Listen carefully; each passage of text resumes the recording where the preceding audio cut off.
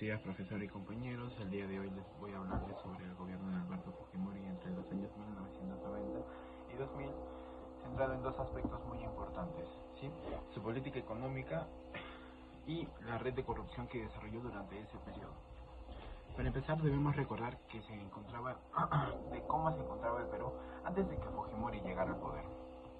Durante los últimos años de gobierno de Alan García, el país vivía una de las peores crisis económicas de su historia.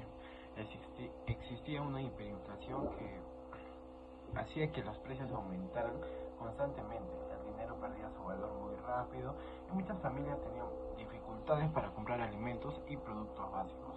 Además, el Perú enfrentaba una grave crisis social y la violencia provocada por grupos terroristas.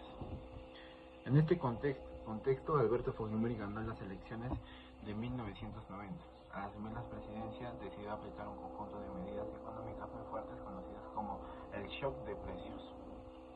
El objetivo principal era detener la hiperinflación y estabilizar la economía del país, aunque estas medidas también provocaron un aumento inmediato en el costo de vida para muchas familias.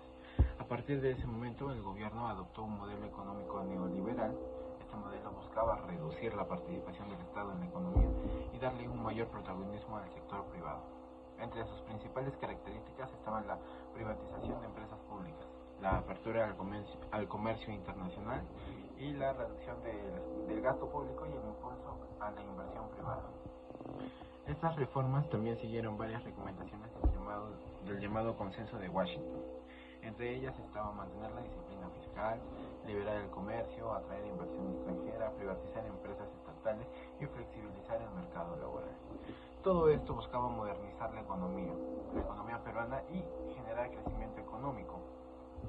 Entre las principales medidas económicas podemos mencionar la eliminación del control de precios, el fin de los subsidios, la eliminación del dólar MOC, la reducción del gasto social, el reinicio del pago de la deuda externa, la apertura de la economía al mercado internacional y las privatizaciones de empresas estatales.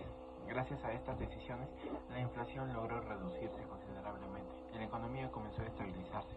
Sin embargo, muchas personas también sufrieron por el incremento del costo de vida y la reducción de algunos beneficios sociales. Pero mientras la economía mejoraba, otro problema muy grave comenzaba a crecer, la corrupción. La corrupción consiste en utilizar un cargo público para obtener beneficios personales o favorecer intereses privados de manera ilegal durante el gobierno de Fujimori. Se tomó una red de corrupción que involucró a distintas instituciones del Estado.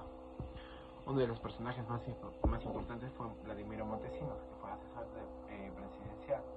Él llegó a controlar gran parte de las Fuerzas Armadas, el Poder Judicial, el Ministerio Público y otros organismos del Estado mediante sobornos e influencias ilegales. Por ejemplo, Blanca Nélida Colán, quien era fiscal de la Nación, fue condenada porque encubrió las actividades ilícitas de Montesinos y no investigó los actos de corrupción que ya eran conocidos a sí mismos. Alejandro Rodríguez Medrano, vocal supremo, también fue condenado por utilizar su influencia dentro del Poder Judicial para favorecer el régimen de Fujimori.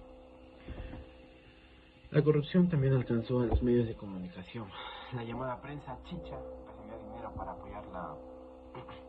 para apoyar el gobierno y desprestigiar a los opositarios, opositores mejor dicho, mientras que algunos propietarios de canales de televisión también fueron sobornados para controlar la información que recibía la población. El hecho que terminó revelando toda esta red de corrupción ocurrió en septiembre del año 2000, cuando se difundió el famoso Vladivideo Couri-Montesinos. En ese video se observa claramente cómo Vladimiro Montesinos entregaba dinero al congresista Alberto Couri para que apoyara políticamente al gobierno. La difusión de este video generó una enorme crisis política y provocó el colapso del régimen. Finalmente, Alberto Fujimori viajó a Asia y presentó su renuncia desde Japón, poniendo fin a un gobierno que duró 10 años. Como conclusión, considero que el gobierno de Fujimori dejó dos grandes lecciones.